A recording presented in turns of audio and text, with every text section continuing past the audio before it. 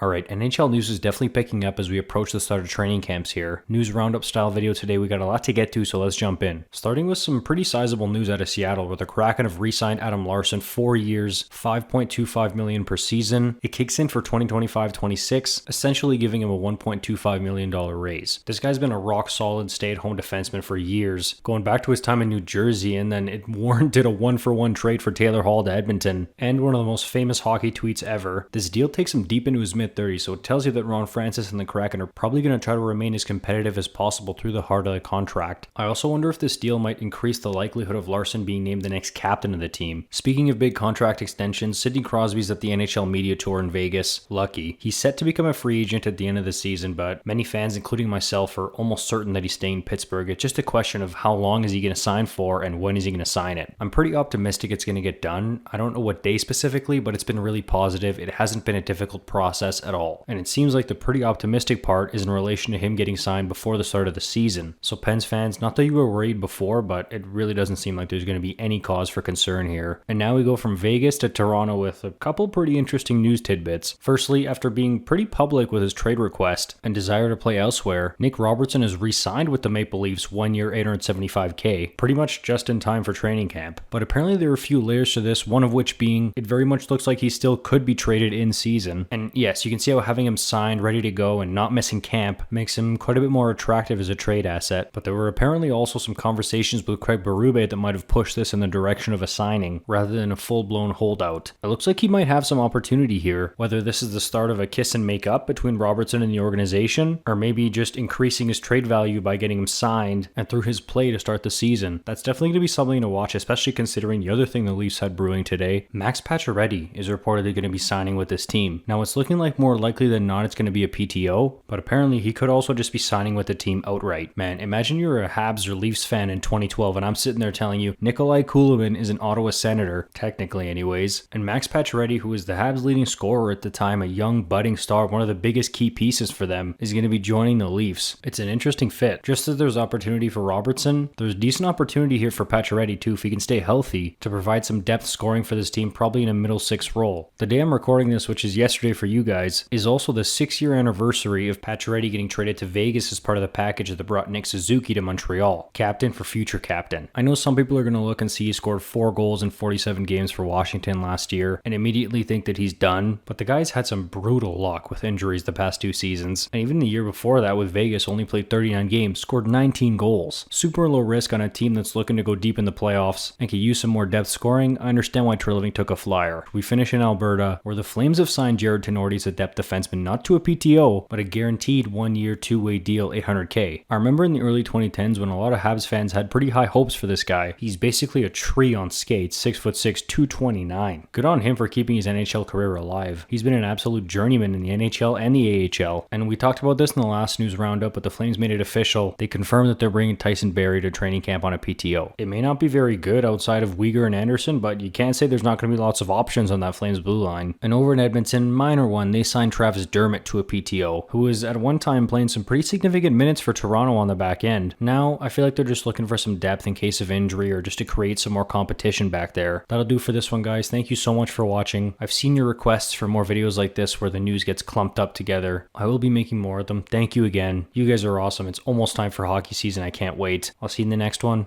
Peace out.